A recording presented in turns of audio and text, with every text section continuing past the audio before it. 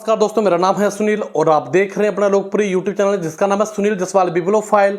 दोस्तों, इस वीडियो में हम लोग बात करेंगे हिमाचल प्रदेश टीईटी कमीशन की और साथ ही साथ दोस्तों अगर आप लोग कोई भी एग्जाम जो है वो जिसकी आप लोग तैयारी कर रहे हैं, इसके लिए बहुत सारे बच्चों के मन में ये प्रश्न चले रहते हैं। तो इन सभी जो आपके मन में प्रश्न होते हैं, इन सभी प्रश्नों के उत्तर देने की यहाँ पे हम लोग कोशिश करेंगे। दोस्तों, यहाँ पे सबसे इंपॉर्टेंट प्रश्न जो रहता है कि क्या एक सब्जेक्ट के लिए कितनी किताबें पढ़ें, एक सब्जेक्ट के लिए क्या हमें ज्यादा किताबें पढ़नी चाहिए। बहुत सारे बच्चे ऐसे हैं जो मार्केट में बहुत सारी किताबें आती हैं और जैसे जैसे किताबें आती रहती हैं वैसे वैसे वो किताबें परचेज करते रहते हैं। तो क्या इस तरह से करना चाहिए या फिर नहीं करना चाहिए? क्या ज्यादा बुक्स पढ़ने से ज्यादा नॉलेज होगा, इसके बारे में भी चर्चा करेंगे। बुक्स से ही पढ़े या फिर इसके नोट्स भी बनाए। तो इन तीन जो हमारे पास प्रश्न है ये काफी ज्यादा इंपॉर्टेंट है। दोस्तों, अगर आप लोग किसी भी एग्जाम की तैयारी कर रहे हैं तो ये प्रश्न जो है वो हर बच्चे के मन में चले रहते हैं। तो यहां पे हम लोग देखेंगे कि क्या करना चाहिए क्या नहीं करना चाहिए। सबसे पहले बात करते हैं दोस्तों, जो आपके मन में पहला प्रश्न जो रहता है कि एक सब्जेक्ट की कितनी किताबें पढ़नी चाहिए। दोस्तों, यहाँ पे सबसे इंपॉर्टेंट चीज, मैं यहाँ पे जो बच्चों की बात कर रहा हूँ वो कंपटीशन एग्जाम की तैयारी कर रहे हैं, उनके लिए मैं यहाँ पे बताने वाला हूँ। दोस्तों, इसमें जो सबसे इंपॉर्टेंट जो रहता है वो यही रहता है कि जब आप लोग किसी कंपटीशन एग्जाम की तैयारी करते हैं तो दोस्तों उसमें चीजों को याद रखना आपके लिए ज्यादा जरूरी रहता है, क्योंकि आपने पेपर में जाके वहां पे जाके क्वेश्चन अटेंड करने होते हैं। और दोस्तों, अगर आप लोगों ने वहां पे क्वेश्चन जो सही तरीके से अटेम्प्ट नहीं किए तो अगर आपके क्वेश्चन वहां पे गलत हो गए तो कहीं ना कहीं आप लोग कंपटीशन से बाहर हो जाते हैं। तो इसके लिए दोस्तों यहाँ पे जो किताबें हैं वो अपने आप में बहुत बड़ा रोल जो प्ले करती हैं। कंपटीशन एग्जाम में दोस्तों सबसे इंपॉर्टेंट चीज ये भी रहती है कि आपको कम समय में, लिमिटेड समय में, जैसे बच्चे जो एक साल की तैयारी करते हैं, 6 महीने की तैयारी करते हैं, तो उस समय उनको जो गवर्नमेंट जो सरकारी नौकरी जो होती है दोस्तों वो प्राप्त करने का उनका उद्देश्य रहता है। जब भी एक सब्जेक्ट के लिए दोस्तों ज्यादा किताबें आप लोग परचेज करते हैं या फिर उनको रीड करते हैं तो उसमें जो दोस्तों इंपॉर्टेंट इंफॉर्मेशन जो होती है, जो महत्वपूर्ण इंफॉर्मेशन होती है दोस्तों, उसको याद करना मुश्किल होता है। हालांकि अगर आप लोग देखिए तो हर किताब जो है दोस्तों उसमें 80 और 90% जो सिलेबस जो रहता है वो सेम ही रहता है। तो ज्यादा किताबें पढ़ने से दोस्तों आपके पास जो इन्फॉर्मेशन होगी उसे आप लोग याद नहीं कर पाओगे और इससे आपका समय बर्बाद होगा। जब आप लोग एक सब्जेक्ट की ज्यादा किताबें पढ़ेंगे तो यहां पे मैं आपको बताने की कोशिश भी करूंगा कि आप लोगों ने कितनी किताबें पढ़नी है। जैसे मानो किसी बच्चे ने दोस्तों एक सब्जेक्ट की 5 किताबें ले ली हैं तो उसके पास 1 साल का समय है। दोस्तों, उन चीजों को याद करना, उन चीजों को, इंफॉर्मेशन को याद करना, रिटेन करना और पेपर में जाके क्वेश्चन को सही तरीके से करना अपने आप में मुश्किल हो जाता है। तो यहाँ पे ज्यादा किताबें पढ़ने से दोस्तों जो आपका समय बर्बाद होता है, इससे आपका दोस्तों जो भविष्य होता है वो कहीं ना कहीं खतरे में आ जाता है, क्योंकि यहाँ पे कंपटीशन जो है वो काफी ज्यादा हाई रहता है। इसलिए दोस्तों एक सब्जेक्ट के लिए 1 या 2 किताबों को ही पढ़ना चाहिए।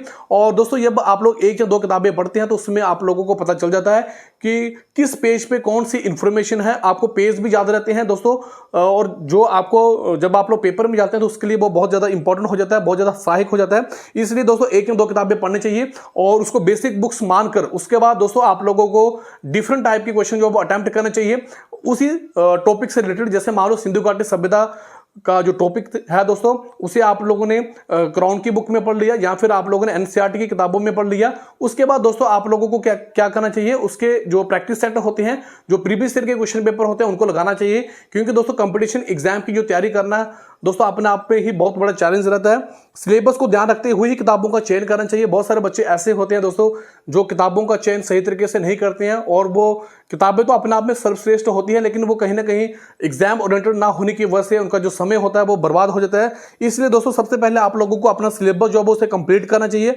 और उसके बाद जब आपका सिलेबस कंप्लीट हो जाए, प्रैक्टिस हो जाए, अगर आपके पास समय बचता है तो उसके बाद ही आप लोग बाकी किताबें पढ़ सकते हैं। दोस्तों 1 या 2 किताबों को जितनी बार हो सके उतनी बार उनको रीड करें, मल्टीपल टाइम उनको रिवाइज करें। तो यहां पे मैंने आप लोगों का जो फर्स्ट प्रश्न था उसका मैंने रिप्लाई कर दिया, क्या ज्यादा बुक्स पढ़ने से ज्यादा नॉलेज होगा। अब हम लोग इसके बारे में चर्चा करेंगे। दोस्तों बुक्स अपने आप में ही सर्वश्रेष्ठ होती है। हर बुक्स की अपनी एक खासियत होती है दोस्तों। बुक्स हर क्षेत्र का नॉलेज वो प्रोवाइड करवाने की कोशिश करती है। दोस्तों बुक्स में जब आप लोग टाइम इन्वेस्ट करते हैं तो आपको नॉलेज तो होता है और जो आपका सोचने का नजरिया है वो दोस्तों कहीं ना कहीं उसमें चेंज आता है। आप लोग कहीं ना कहीं पॉजिटिव डायरेक्शन में कहीं ना कहीं अपने माइंड को लेके जाते हैं। दोस्तों ज्यादा बुक्स पढ़ने से ज्यादा नॉलेज होगा, इस बात पर डिपेंड करता है दोस्तों आप किताबों को किस तरह से रीड करते हैं। डॉक्टर भीमराव अंबेडकर की बात करेंगे दोस्तों, यहाँ पे उन्होंने 50,000 उनके पास किताबें थी, उनकी अपनी एक निजी लाइब्रेरी थी जिसमें 50,000 किताबें थी दोस्तों। उन्होंने हर किताब को बहुत ही अच्छे तरीके से, बहुत ही लॉजिकल तरीके से पढ़ा हुआ था और उनको हर इंफॉर्मेशन जो थी दोस्तों वो पता थी और वो किताबों को पढ़ना बहुत ज़्यादा पसंद करते थे। लेकिन दोस्तों ये जो किताबें पढ़ने का जो तरीका है दोस्तों, ये अलग अलग पर्सन पर अलग अलग तरीके से डिपेंड करता है। आप लोग किस तरह से जो वो पढ़ाई करते हैं, किस तरह से चीज़ों को रिटेन करते हैं, किस तरह से किताबों को अपने डेली लाइफ में यूज़ करते हैं। क्या सिर्फ आप लोग किताबों को पढ़ते हैं या फिर उनको इंप्लीमेंट भी करते हैं? जो इन्फॉर्मेशन है क्या वो पेपर तक ही सीमित रहती है या फिर आपके जीवन के क्षेत्र में भी वो महत्वपूर्ण भूमिका निभाती है? तो ये जो है दोस्तों, ये अपने आप पर ही डिपेंड करता है कि आप लोग किताबों को किस तरह से पढ़ते हैं।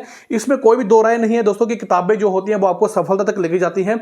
हर इंसान को दोस्तों किताबें पढ़नी चाहिए और जब आप लोग किताबें पढ़ते हैं तो आपके माइंड में बहुत सारे क्रिएटिव आइडियाज आते हैं, आप लोग सोचने पर मजबूर हो जाते हैं दोस्तों। आप लोग एक जगह बैठ के पूरे ब्रह्मांड के बारे में सोच सकते हैं दोस्तों। जैसे कि यहाँ पे अगर आपको लोगों को बात करूंगा, ग्रहों की बात करूंगा दोस्तों, चाहे वो बुध ग्रह हो, चाहे वो शुक्र ग्रह हो, चाहे वो शनि ग्रह हो, तो आप लोग एक रूम में बैठ के उन सभी ब्रह्मांड के बारे में चीजों को एक कमर में बैठ के जो है दोस्तों उस प्रकार का नॉलेज प्राप्त कर लेते हैं जो कहीं दूसरी जगह जाकर आप लोग जो है प्राप्त नहीं कर सकते हैं। लेकिन कंपटीशन एग्जाम की तैयारी करने वाले जो परीक्षार्थी हैं दोस्तों, उनके लिए सबसे इंपॉर्टेंट चीज जो रहती है वो रहती है सिलेबस को कंप्लीट करना और सब्जेक्ट ओरिएंटेड किताबों को ही पढ़ना।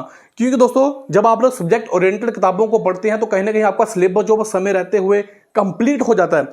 और दोस्तों यहां पे मैं आप लोगों को यह भी बताना चाहता हूं कि जब आप लोग किसी कंपटीशन एग्जाम की तैयारी कर रहे होते हैं दोस्तों, तो उस समय जो आपका संघर्ष का समय होता है वो काफी ज्यादा डिफिकल्ट होता है, बहुत सारी चीजों का आपको सामना करना पड़ता है। तो इसलिए दोस्तों आपको लाइफ से रिलेटेड किताबों को भी पढ़ना चाहिए। सेल्फ हेल्प बुक्स का जो है वो आप लोगों को पढ़ना चाहिए दोस्तों। इसमें नॉन फिक्शन किताबें होती हैं, जैसे मैंने बहुत सारी किताबों को आपको बताया हुआ है दोस्तों। यहां पे मैं आप लोगों को एक किताब जो रिकमेंड करना चाहता हूं, आप भी सफल हो सकते हैं दोस्तों। जोगेंद्र सिंह जो सीबीआई के डायरेक्टर थे दोस्तों, रिटायर होने के बाद दोस्तों उन्होंने बहुत सारी किताबें लिखी थी। तो ये जो किताब थी दोस्तों आप लोगों को अमेजोन या फ्लिपकार्ट पे भी उपलब्ध हो जाएगी। तो ये किताब आप लोग एक बार जरूर पढ़िए दोस्तों, ये बहुत अच्छी किताब है।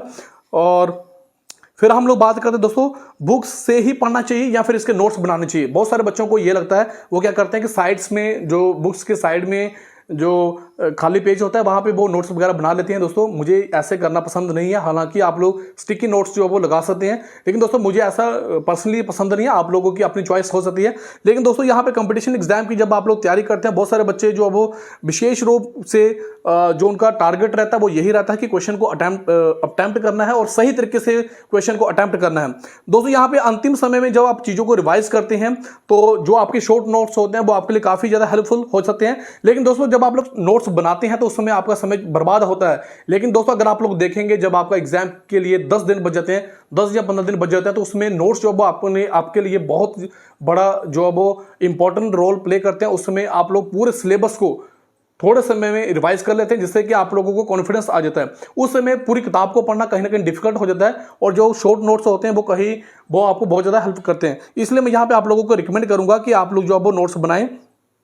लेकिन यहाँ पे बहुत सारे बच्चे ऐसे भी हैं दोस्तों जो नोट्स बनाना उनको पसंद नहीं है, और बहुत सारे बच्चे ऐसे भी हैं जिनको कुछ सब्जेक्ट पे बहुत अच्छी उनकी पकड़ है। तो जिन सब्जेक्ट पे आपकी बहुत अच्छी पकड़ है तो उस सब्जेक्ट में आप लोग जो नोट्स बनाना है दोस्तों उसको छोड़ सकते हैं। और जो शॉर्ट नोट्स होते हैं दोस्तों उसमें आपको क्या फायदा होता है, उसमें आपको ये फायदा होता है कि उसमें चीजें जो होती है दोस्तों वो आपको याद रहती हैं और सिलेबस भी समय रहते आप लोगों का रिवाइज हो जाता है। और जो अब आप लोग खुद चीजों को लिखते हैं तो चीजें आप लोगों को लंबे समय तक याद रहती हैं। तो दोस्तों ये जो किताबों के बारे में मैंने आप लोगों को बताया, हालांकि ये बहुत बड़ा टॉपिक है, अपने आप में बहुत वास्ट टॉपिक है, लेकिन जो भी इसमें मेरे पास जो इन्फॉर्मेशन थी, जो आप लोगों ने प्रश्न पूछे थे या फिर बच्चों के मन में जो प्रश्न रहते हैं दोस्तों, तो उसी के आधार पर मैंने आप लोगों को इसके उत्तर देने की कोशिश की है। फिर भी अगर आपके दोस्तों आपके मन में कोई प्रश्न हो तो आप लोग कमेंट बॉक्स में जरूर टाइप करें। दोस्तों ये वीडियो आपको कैसा लगा, आप अपनी राय कमेंट बॉक्स में जरूर बताएं। आप लोगों ने मुझे इतना समय दिया, आप सभी का बहुत बहुत धन्यवाद। थैंक यू वेरी मच, दिल से।